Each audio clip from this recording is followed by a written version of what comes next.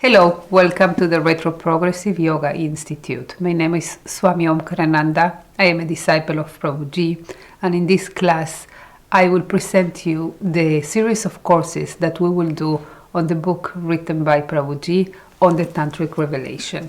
The book is called Tantra, Liberation in the World, and we will divide this analysis of the book in 8 different courses. In order to start tasting some of the treasures that this book contains, we will read together the jacket text of the book. So this is how it's written. Tantra, Liberation in the World, is the name of the book, takes us back to the medieval India, full of spirituality, magic, esotericism, alchemy, and devotion.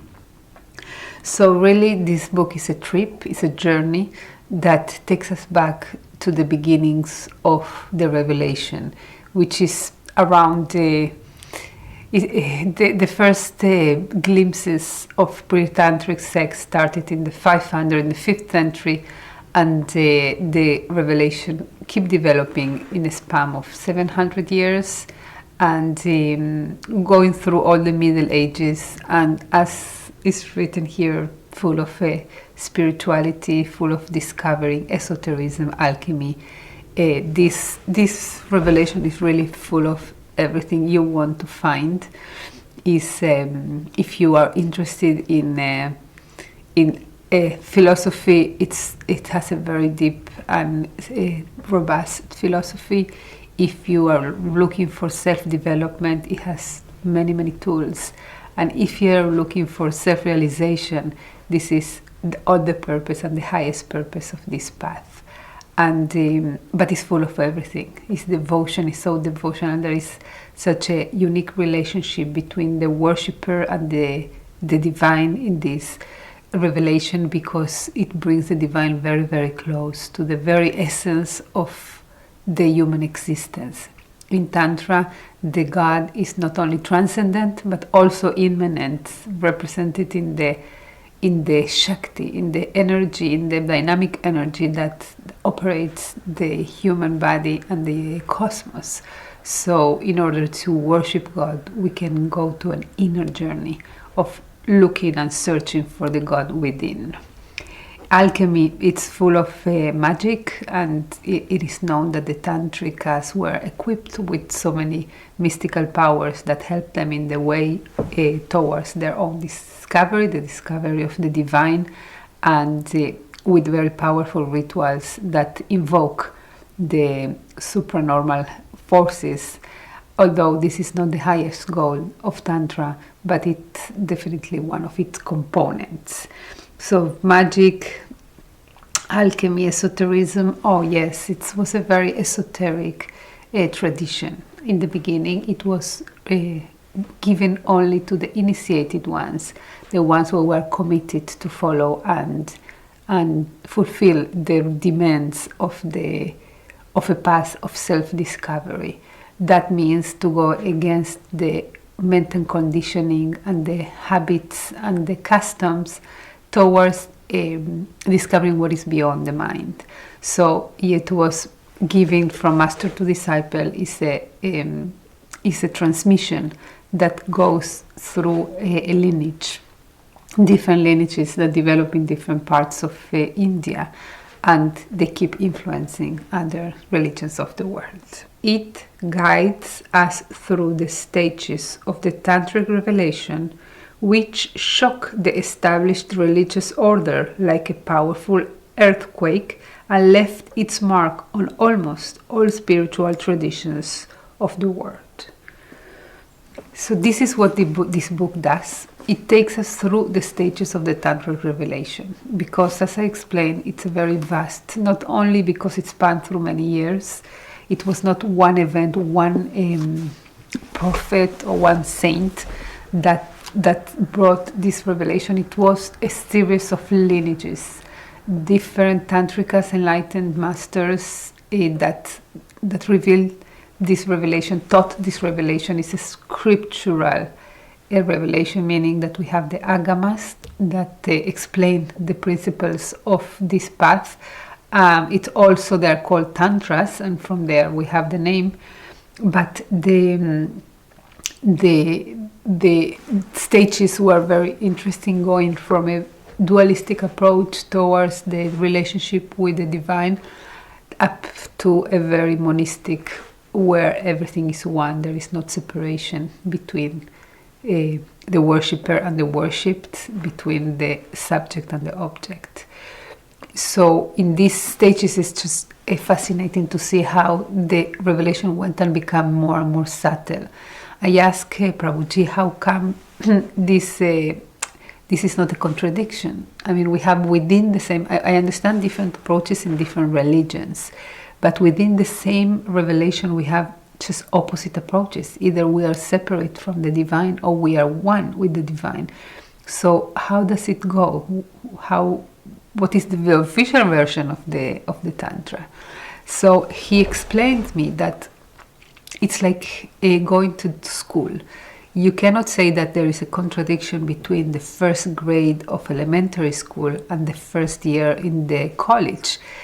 Of course, they don't teach in the same level, they don't teach the same things, but they don't contradict. It's just depending on the level of capacity of the student that the different levels of knowledge will be revealed. And as Prabhuji sees, in the dualistic is the beginning, and because everyone is in a different stage of its spiritual awakening, we need to have doors so everybody can enter. So we need a small door, we need a big door, wherever is your level. So in this, the beauty of this revelation is that you will find whatever you look for, depending on what is your interest. So this is how this book takes us through these different stages of the revelation, and giving us opportunities to be attracted, to enter to it for whatever we feel attracted. And then he says, shock the established religious order. So that's interesting, because we might think, okay, Tantra is a spiritual path, is a religious path, is full of religious elements like rituals and mantras and deities and theology and mythology. So we can think, okay, it's just a religion. But Prabhuji says that it's shocked the established order, because it comes to complete or to contradict or to shake the Brahmanism that was prominent at the time of the revelation, in which many were excluded from the spiritual development. Of course, women didn't have a prominent place. They have their social functions, but they were hardly giving the opportunity to acquire spiritual knowledge and to engage in spiritual practices. So definitely the Tantra came to counteract on this discrimination, and gave totally and equal opportunities to men and women to walk the path. And in that time, that's why it shocked so much the established order, and it Prabhuji calls it earthquake, because it was above the time. It was really a development that the Western society, it will take centuries to achieve, in which the gender is not an indication for which opportunities can be given. Now, if we think about it with our mentality of the 21st century, it's ridiculous. It's, of course, we are all equal in the eyes of God, and we have equal possibility or ability to develop spiritually. The gender is not a barrier for that. It can be our spiritual level of awareness, but why gender should be a barrier? Now it's obvious, and this path, it gives not only equal space, but it defines the woman as a better tool to transmit the dynamism of consciousness, which is the Shakti, represented as a female, as a goddess.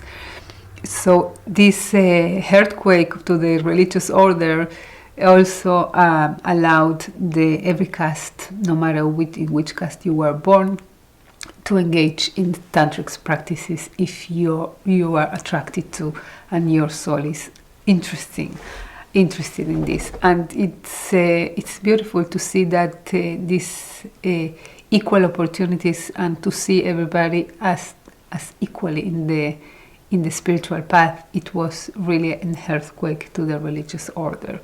But not only that, it also brought a lot of elements we were considered prohibited by the Brahmanism, and dare to experiment with them, to try to make this conditioning, that is the religious conditioning, go beyond it. Because we can be conditioned by our material conception of life, and that is clear. We have like a identification with our body-mind complex, but we can also be conditioned by our religious beliefs, in which we have fears and we are certainty, and instead of nourishing our questioning and investigation into the truth, we just supply ready answers and fill up this anxiety with mere beliefs.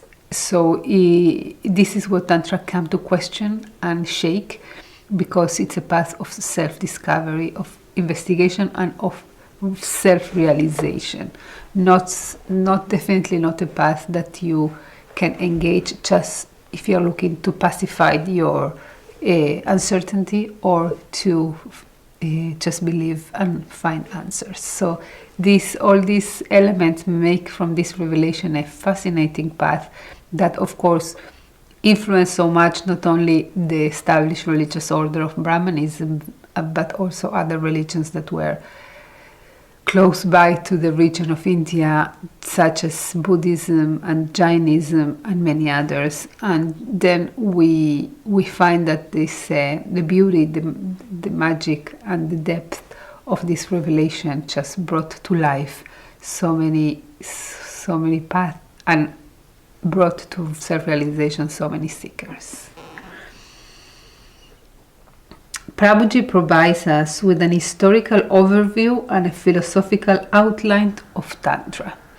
So whoever is familiar with the approach of Prabhuji, whatever it teaches, and it teaches many different paths of yoga, philosophies, religions, it's every religion or path is born from the direct experience of the seers that reveal it, and they bring a description of what they experienced and what they saw.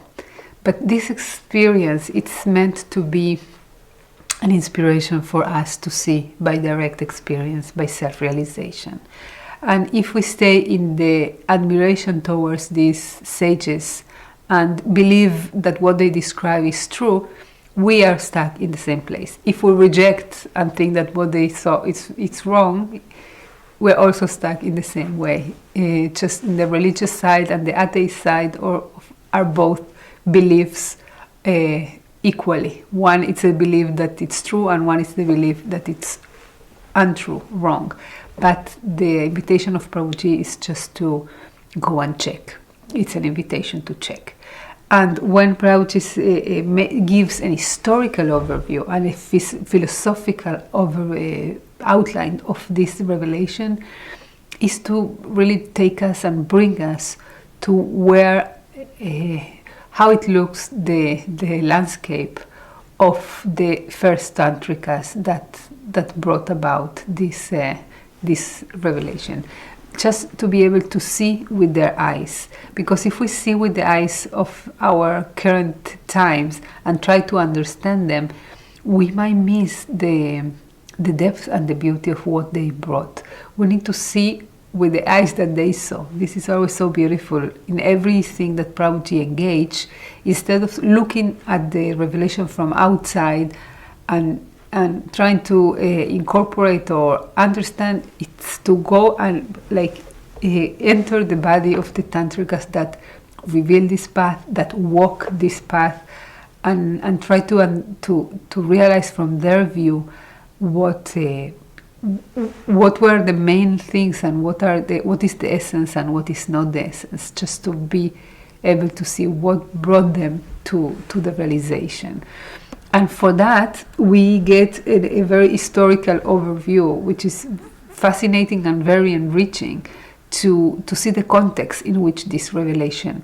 But I always feel that this is kind of an addition, a decoration, or that help us to understand the essence of it. But what Prabhuji really pointed us is to be enriched with the attitude and the tools that this the Tantric has brought in order for us to walk our own path. And it continues. His intention is not to present academic research, but to describe the context of the revelation and share its essence with the spiritual seekers who want to be enriched by its treasures. So there is a lot of academic research shared in this book, but it's important to clarify that it's not the purpose, just to give, because there are many academics that, especially lately, that become more and more interested in this aspect of the Hindu spirituality, which is very blessed and very needed, because it was for many years neglected as some side phenomenon without being given the really importance and context in which and how it influenced Hinduism and how was ultimately merged into Hinduism, becoming practically the practical aspect of Hinduism is Tantra. So it's the academic research it's very important, but it's not the purpose of this book. Prabhuji by itself, he is a PhD in yogic philosophy and Vaishnava philosophy, so he's very much familiar with the academic aspect of the revelation. But this book is really for seekers, and this is the point of the book. Who is this book meant to? For who can benefit from it? So I think that everybody can find what he's looking for in this book, but the purpose of this book is to give tools to seekers of truth. This is always the message of Prabhuji, being a realized master, is just to chant his song. Sometimes he say just to glorify the beauty of the divine, and whoever is seeking for that and not seeking for a belief or for answers, but seeking for truth, for direct experience, so they can very much be benefited by the stories that here, because they are stories of seekers that looked and found. And Prabhuji himself is a story of someone who was enriched very much from this path. He was enriched from many different paths, but the Tantra is really the spices of this message, because it's a life attitude of seeing the divine inwards and daring to experience with all the human experience and emotions. So definitely one of the revelations that gave a lot and contributed a lot to the retroprogressive path. So therefore, by sharing his understanding, and also by learning the revelation through the eyes of Prabhuji, the revelation is not something objective that we can, no matter which will tell, we will understand, but someone that really is familiar to what is the path that the Tantrikas walk and what they found. So from his own discoveries, he can really explain us these revelations so much deeper. The Tantric path aspires for harmony between nature and spirit, or Shakti and Shiva. One of the central themes of this revelation is really Shiva and Shakti, the polarity, the female and male, that are divine. The Shiva is the static consciousness, Shakti is the dynamic, immanent God. But within us, within our very, very body, Shiva and Shakti coexist, but in a state of separation, because of our false identification with the form, with the body, with the personality. So in the Kundalini wisdom, we learn that Shiva is waiting patiently in the Sahasrara chakra, static, and Kundalini and Shakti is dormant in the base of the spine. And through the spiritual awakening, which is walking the path, learning this truth, practicing whatever this revelation brings, we go and awake the Kundalini, and it goes chakra by chakra, opening our energetic centers. Prabhuji will explain this beautifully in the Kundalini book that I very much recommend, in which he goes and explain in which level we open the different energetic centers, and up until Shakti meets Shiva in the Sahasrara chakra. This is the divine encounter. This is where we return to the source. This is the retro-progressive path, the retro to come back to the source through progress, through progressing. So in this encounter, this is the self-realization, and this is how it's symbolized in this beautiful revelation. And Prabhuji will explain in depth this polarity, this harmony between these two forces.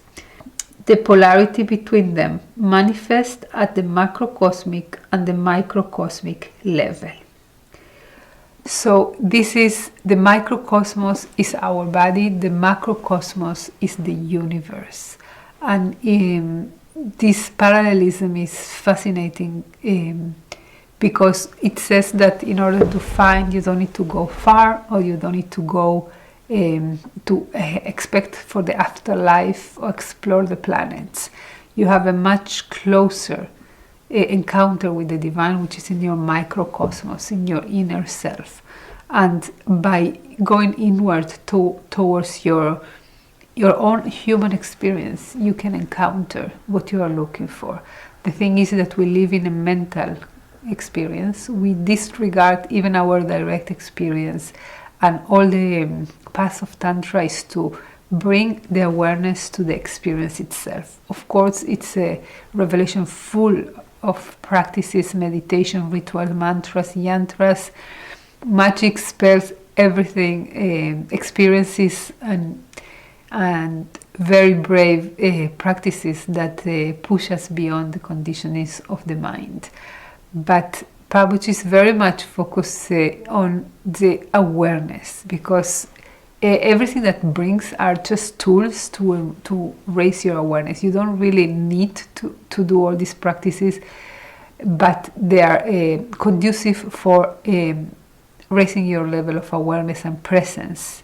But all the central guidance of Prabhuji is just be aware, be aware. And if these practices help you to be aware, so they're blessed. But you can be practicing with the goal of reaching somewhere, and then you are not aware of the now, but you are focused on the future. So it's really very much your attitude towards these practices. But the idea is that even the rituals that were so external in the beginning, they went and become more internal, even to become a manasa puja, a puja that you do, or ritual that you do with your own visualizations. It's a path full of visualizations where you internalize with the intention of bringing your awareness to the experience of being a human being, with the acceptance that the microcosmos, the human being, it's not a tool of sin, or it's not an imperfect instance of the divine, but is an expression of the divine. And only when we are aware of it and we accept it, we can really be a tool by which the divine can express even in the level of duality. Therefore, Tantra invites us to explore the body in order to discover what lies beyond. This path is the path of Kundalini, this path is the path of Hatha Yoga, of Pranayama, of meditations. It has many rituals, repetition of mantras. It's a path that your body is your sacred altar in which you can worship the divine, and to discover your energetic anatomy, and to experience with your limits, to try to cross the limits of your mental conditionings in order to discover what is beyond the mind. This is the central practice of Tantra. We will study during the course the practice of Tantra that depends on the level of your awareness. You can be exposed to different practices that will help you to move forward. So this the topic of the using the body for the self-realization is a very tantric theme. It tells us that our humanity is not an obstacle to the divine, but a necessary stage in our evolution. So that is very beautiful. It's a path of acceptance in which you, instead of seeing ourselves as evil or sinners or born from sin, we are part of the divine.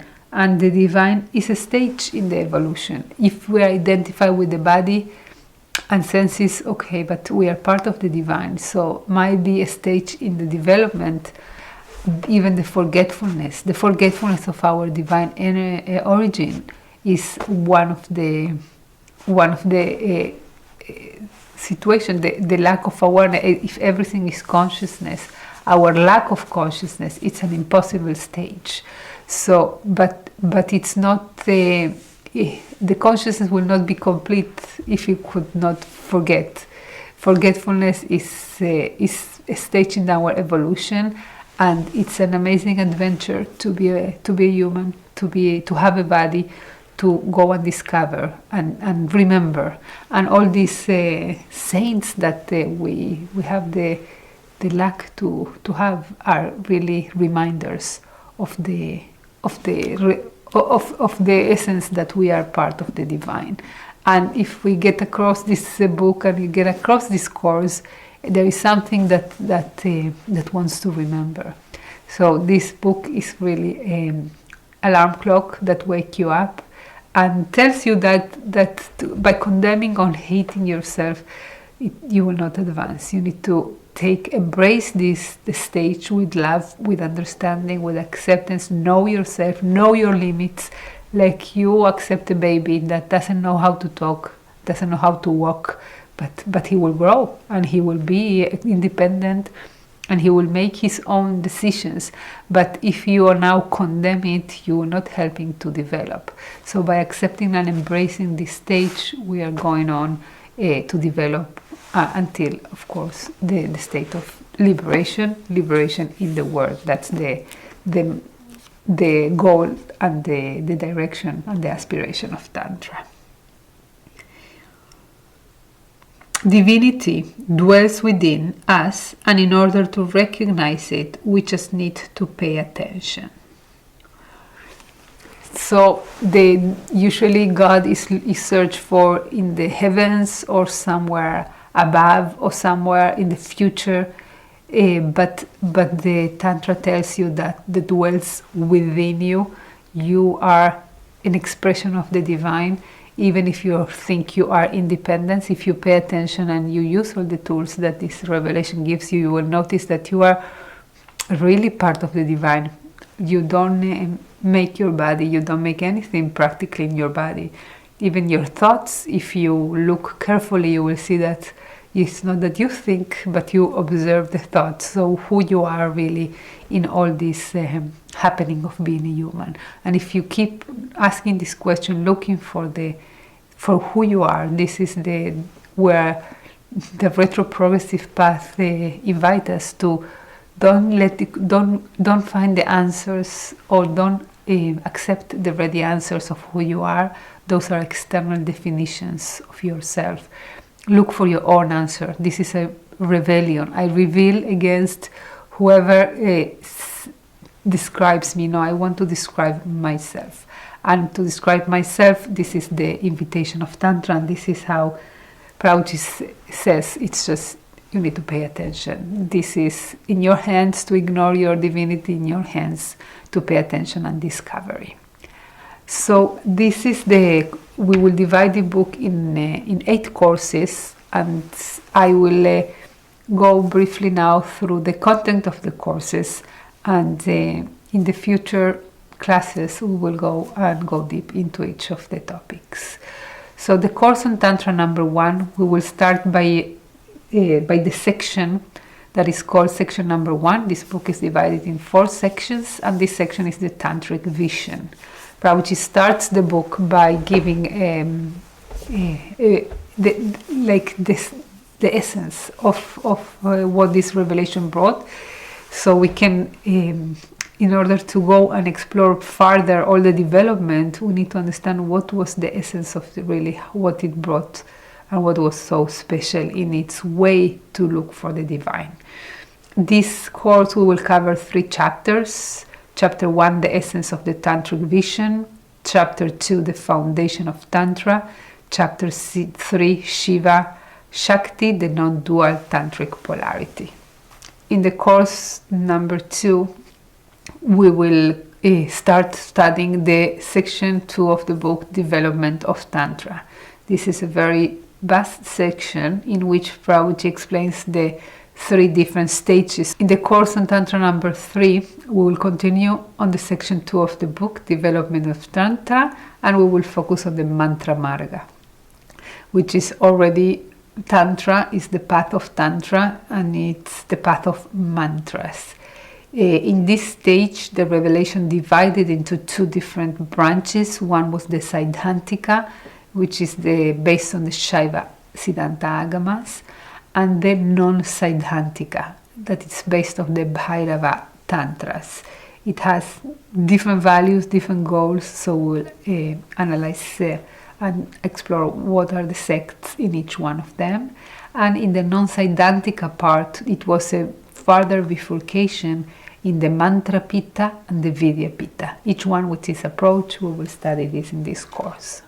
In the course on Tantra number 4, we continue with the development of Tantra. This time we will study chapter 4, a big chapter in the book of the Kula Marga, or the path of Kaula. This is the Tantra per excellence, is the peak of Tantra, and in this stage the revelation developed in 6 different amnayas.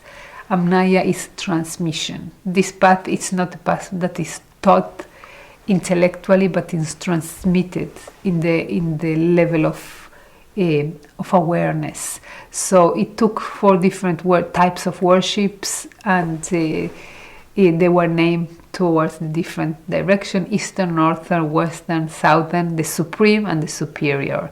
Those are the 2 latest developments of the Kaula stage. On the course on Tantra number 5, we will study the chapter 5 of the development of Tantra, a fascinating stage of this development, the Kashmir Trika Shaivism, in which the commentators of the exegesis of the Tantras went and analyzed and organized the metaphysical basis of this very vast and diverse revelation. We will study the life of the prominent founder of the Trika Shaivism, Abhinavagupta, who basically did a synchronicity between 4 different schools, philosophical schools that were existing: the Kaula Trika, the Pratyavijna, the Krama, and the Spanda. The course on Tantra number 6, we will study the last 2 chapters of the development of Tantra, in which Prabhuji presents how the Tantra influenced Vaishnavism, and a fascinating development of how Vaishnavism acquired basically the rituals of Tantra and incorporated in its own tradition. And chapter 7, there were later tantric sects that developed after the scriptural revelation finalized, and very enriching as well, and we will study this in this course. In the course on Tantra number 7, we will analyze the 3rd section of the book, the Tantric scriptures. Prabhuji is a really lover of scriptures. He studied them, he go deep into the direct experience. Those are really testimonies from enlightened beings that experience and describes, always so inspiring and enriching. And in this revelation, there is so many scriptures that revealed, and so many ways to explain them, how the canon develops. So Prabhuji will explain this in 6 chapters, in which in the first one he explains what is an agama, what characterizes an agama, what is different from a Purana or an Upanishad. And then in the following chapters he will give the explanation of the Shaiva Tantras, where the worship on the main god that teaches through these Tantras is Shiva. And then the Shakta Tantras, which Shakti, the Divine Mother, Kuleshwara, or Kupchika, or Kali, they teach. Then the Vaishnava Tantras, the Saura, and the Ganapatya, which is the Tantras of Ganesh. In the last course of this series, course on Tantra number 8, we will study the 4th section of the book, which is the Tantric practice. This section has 5 chapters in which Prabhuji explains, first of all, the Tantric vision of the human body, a lot of Kundalini knowledge that he shares there. Then what are the qualifications that are required for a Tantric practice. In chapter 3, what are the essential elements, what really the contribution of the sadhana, which is spiritual practice. And in chapter 4, the different type of sadhana according to the level of the practitioner. And in chapters 5, what is the rituals, what is the tantric ritualism. As you can see, this book is full of so much, starting from the vision on how this path can reach our set, like really give light to our search. Like I feel like illuminating different dark corners of our being that we maybe ignore when we go towards a spiritual search. I really think that nothing can replace to read the book itself with your own introspection, because in these lectures we will share just a little bit of every chapter, but it's so much full of knowledge, and it's really an invitation for self-inquiry. So it's more than acquiring information, and after going through these courses you will have a very deep understanding of what is Tantra. But these Tantrikas were discoverers of truth. They didn't sit to learn about a philosophy or a theory, but they went for the direct experience. So this is the invitation of Tantra, and for me these courses are an opportunity to associate with this beautiful knowledge, to share my humble understanding of them. It may be probably imperfect, so take it as an invitation for you to just discover by yourself.